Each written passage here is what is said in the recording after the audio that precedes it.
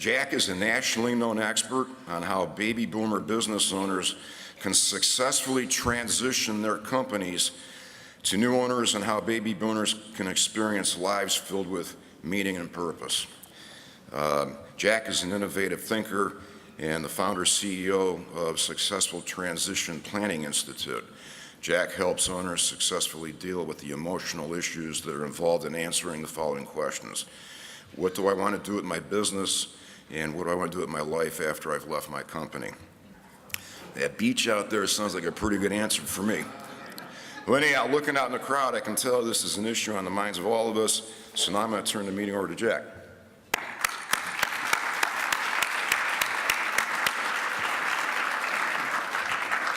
Thank you. Thank you for not putting the link on, Charlie. Good morning. I look around and I see whiteheads like myself, people 50 plus. And that's what we're talking about, the baby boomer business owners, what am I going to do with my business and what am I going to do with my life? But I also see blackheads, people under 55 in the audience. And the question comes down to, what's in it for you to know about this? Well, number one, someday you're going to be 55 plus, so just because of age. But number two is that you can use this as a growth. One of the key things when you start a business is to know how you're going to leave the business. In fact, I was talking to a president of a national association, Jewelers Association, and he was actually a president of about 5 good-sized corporations. And he said to me when I was talking, he goes, Jack, I want to tell you, he goes, my daughter just graduated from Wheaton College, which is a very prestigious school in Philadelphia. And I asked her, I said, what is the one takeaway that you learned from this education? And she said, have an exit plan. So what I'm going to be sharing with you, I am not dealing with the business issues or the transactional issues. I am going to be talking to you basically the head and the heart issues, the front end of the deal. And I'm going to tell you truly from the exit planning industry, where the CPAs, the M&A people, et cetera, this is the missing link that really hurts a successful transition. It's the emotional, it's the intellectual. And the other component for everybody, both the 50 plus and under 50 plus, is basically how to create a new meaningful life. So basically, let me start with the numbers. I can do numbers on occasion. There are 8 million businesses going up for sale in the next 10 years. So 8 million baby boomers are going to be transitioning out of their company. That is a huge number. So the key really comes down to is pure supply and demand. The more businesses are up for sale, the less value people are going to get. The other one is 80% of the owners, on the average, net worth is tied into the company. It's a liquid.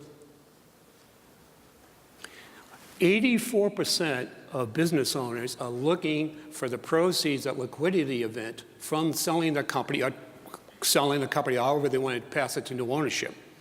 They need that money for the next future of life, for their retirement. And the other figure is very interesting. $10 trillion is going to be transferred. 10 trillion. It's the largest transfer of wealth in the history of mankind. So we're talking about some good-sized numbers here.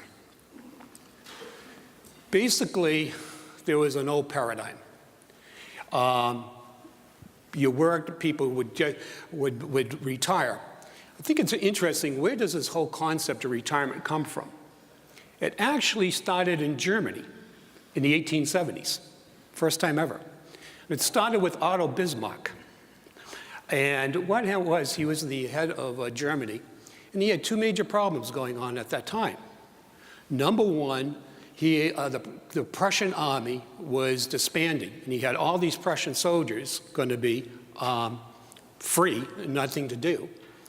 And also there was a big rise in the socialist movement with the workers.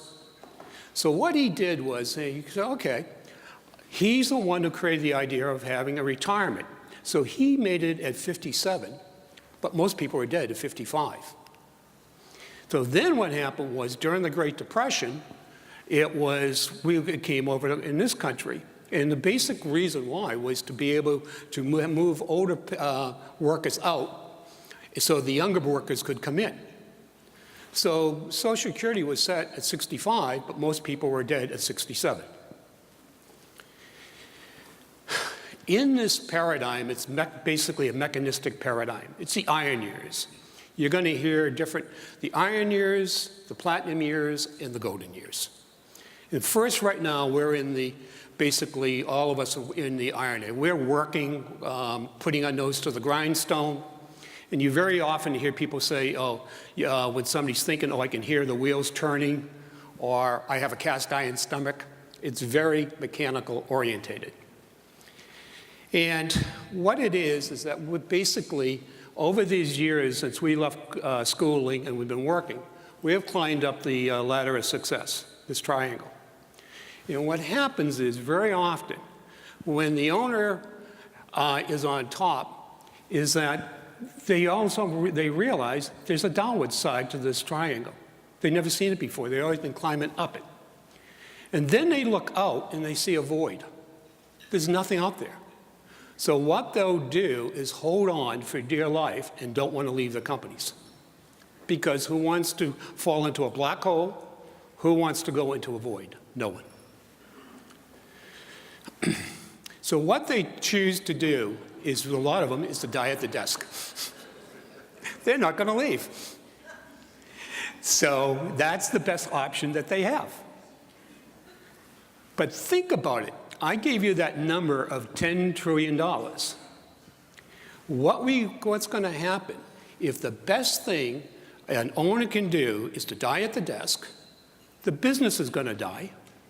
The wealth of the family is going to get a major hit. All the employees are going to be let go, and the majority of employees in the United States work for small businesses. The communities get hit, and it's going to devastate the future of our children and our grandchildren economically in this country. Gonna go back, $10 trillion worth of wealth.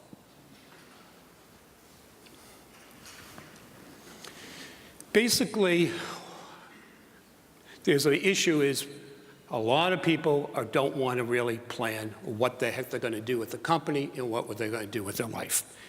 And this really, I'm going to cover about 9 issues, both from the business and also for everybody in regards to looking at your future. The first one is R&D. This time it does not stand for research and development. It stands for repression and denial. I've heard so many accountants and CPAs say, Jack, I bring it up to a client, because typically the most trusted advisor of a business owner is the CPA, could be attorney, but usually that's event-driven. And I always say they're joined at the hip, aka the wallet.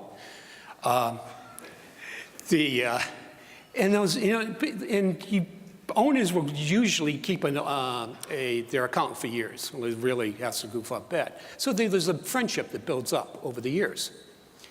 And they'll go and say, Joe, what are you going to do with your company? You're 65, 80% of your net worth is tied into this. And I don't want to talk about it. I don't want to talk about it. It's dead on arrival. Absolutely dead on arrival. They repress the whole subject. And the typical answer, which I always chuckle, is, talk to me about in 5 years. 5 years is a kiss of death. In other words, they're procrastinating. They don't want to deal with the issue. The other one is making an impulsive decision. When an owner wakes up some morning and says, that's it, I've had it. I want out. They have a medical issue. They have a heart attack or whatever. then they say, I need to go. And a lot of them really got burnt in 2008 and saying, I don't want to, I got the company back up, I don't want another downturn, I'm too old for this. The problem is, if you don't plan, you're not going to get the best price. Is that, go back to the numbers, 80% of an owners are depending on that money from the company to do, so they can live on for the rest of their lives after they leave. So making an impulsive decision. Another one is owner's indecision. Major issue.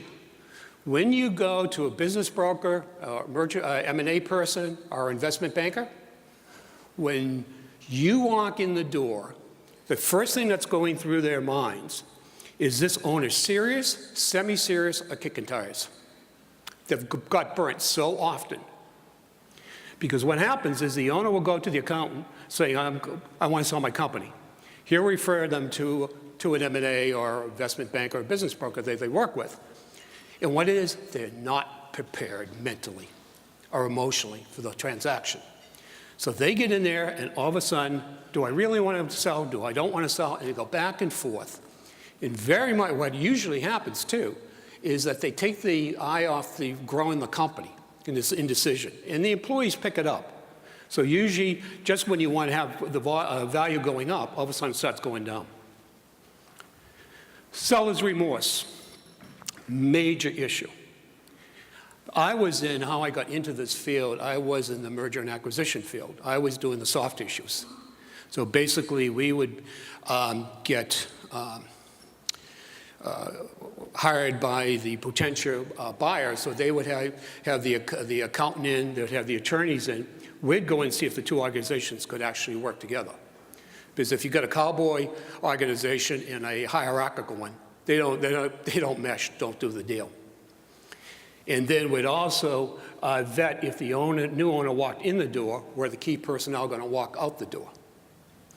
So what in this whole mergers and acquisition arena is that seller's remorse is a huge problem. What I mean is that everything's going well. You're selling the company, you're getting all the financial objectives met, things are going good. Halfway, 3/4 into the transaction, it's like, oh my word, this is really going to happen. And the fears that are underneath the table, they'll kill the deal for absolutely no business reason. And it's got to be such a problem in this mergers and acquisition field is that now there is a substantial economic penalty when an owner kills a deal for no business reasons. Because even if they got a retainer at the beginning, they've gone through it in 12, 18 months to try to sell the company. So it's a major problem. Again, it's all emotional. The other one is making a limited or incorrect decision. In other words, not thinking it out, I'm going to have my son take over, I'm going to have my key employee take over, et cetera. There is no robust decision-making done. And what could be is the wrong person could be picked, or the person really doesn't want the position. And all of a sudden now, the owner and his wife are depending on that money for their future, and all of a sudden the business starts going down. Robust decision-making is the key, because you only have one time to get this right. You know how to start a business, grow a business, maintain it, but you only have one chance to leave it correctly. The other major issue is trying to do it all by myself. Is that you got enough on your plate trying to just run the company. All of a sudden you think if you can get the company prepared for a liquidity event, it's too much. You put the eye, you're looking, trying to do one thing, you're trying to do another thing. Usually it's not a very good result. The other one, this is for anybody now. This is for anybody. Retirement remorse. Somebody leaves the company. And they leave and they're saying, should I have left? Did I right thing? Did I get enough money? Their future starts off, what if, what if, what if? which is not a good way to live. There's always a doubt in their mind. The other one's retirement rut. Retirement rut, usually when you get out of a company, is that there is a euphoria. It's like a honeymoon. Hey, I don't have to go in. But what happens, usually on the average, about 5-6 months after the eureka experience, it's like all of a sudden an owner has all this extra time they were focused in on the company. And it's like they start getting busy for the sake of getting busy. They're like almost become like gerbils in a cage. They're running, and going nowhere. And then they find they're in this rut. And one day they wake up and say, I'm busy. There's no meaning and there's no purpose in my life. I am just busy for the sake of being busy. And they don't know how to get out of it. The other one is post-transaction stress disorder. What this one is a person will have one idea. I'll give you two true stories. One was a owner of a shop who sold his company, and he wanted to move to Denver to be near his son and he really wanted to be near the grandchild. So the wife really didn't want to do this, but up they moved, left all their friends, and moved to Denver. Well, it worked for a little while, but the one major problem was the grandchild did not always want to sit on grandpa's lap every day, had a life to do. And what happened was they're out there totally disconnected from all their connections, and it was not a good result. Another person was, an owner, said, I like to play golf. So he took one idea and moved to Florida. Guess what? Playing golf every day, 7 days a week, was no longer fun. So what it comes down to is people get bored, they get depressed, they go in a downward cycle because they have nothing to live for, and they're going to die prematurely. And when it also comes in, sometimes they'll go and they'll start, I'm going to be a consultant, and they'll go and try to start a new business. I met an attorney, was a networking event, and I didn't know who he was exciting. I told him, he asked me what I did, and I told him, he goes, geez, I need to talk to you. I really need to talk to you. And what it was, he had retired from a very, very prestigious law firm. And he had retired, and what the problem was, that's the only thing he knew how to do. And he started going through this post-transactional stress disorder. So he put a shingle up to open up his own law practice. But his problem was he was not getting any clients. And he couldn't figure out because he had such a success ratio in the past years. After meeting with a couple of times, I realized what it was. I said, Bill, what it is that when somebody's going to engage an attorney, there has to be a trust, a sense of confidence. And what the problem was, he was coming in from a position of desperation. Basically, he was coming in, hire me, because I don't want to go home and do nothing. And that's the reason why he wasn't getting the clients. Some people like the golden years. They want basically traditional retirement. My father retired, my parents retired in the traditional sense, moved down to Florida, or worked for them. And some people want leisure and recreation. That's the way they want to spend their life, which is great. I find it interesting is where the whole term, the golden years, comes from.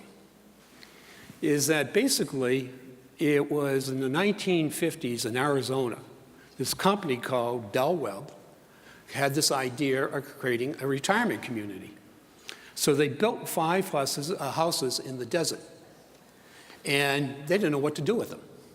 So what they did, they came up with this marketing term, the golden years. And sure enough, they did such a great job with the whole concept. The place totally sold, and that was where all the retirement communities started from. with this one thing. In fact, Del Webb is still the largest retirement builders in the United States. So some people really like the traditional retirement. I know the person that cuts my hair, he's on his feet all the time. He's going to look forward to retirement because he's physically worn out after all the years. But basically, is that there's a new paradigm for baby boomers. You know, right, wrong, or indifferent, we've changed things. And we're in the process now of changing traditional retirement. Because statistically, majority of the baby boomers do not want to retire in the traditional sense and play golf every day. So we are in the process of changing. And this is what I'm going to be talking to you in regards to what you can do and a whole new alternative. Things have changed. Traditionally, is that we went and had an education, we did our career, retired at 65, retired at 65, and we're basically dead around 65, 67, 70. That was the traditional. But because of the gift of longevity, we are the first generation in the history of mankind, let me repeat that, first generation in the history of mankind who has been given the gift of longevity. We can go now another 10, 20, 30 years of active life. That's what we call the Platinum Years, which is an alternative between the dying at your desk and working all the time and the typical golden years. This is the Platinum Years. And basically, it's a whole new dynamic way of life. You know, most of us baby boomers don't feel old. I know people with my parents' age, they were old. They looked old, they acted old. Granted, I have a friend that was thinking and acting old when he was 40, but that's beside the point. But really is they were old. Us baby boomers are not that way. Is that I also have to think about this, the 70s is really the 60s, and the 60s are the 50s. I'm 68. It's like, you gotta be kidding me. I don't feel 68. It's like, there's a disconnect here. Well, there's a disconnect for most baby boomers. And what they want is they want a dynamic lifestyle. They want to be able to work, take time off to then go back to work, take time for leisure events, go back. So they don't want the traditional, you're retired, you sit on a rocking chair on a porch. Whole new paradigm also in regards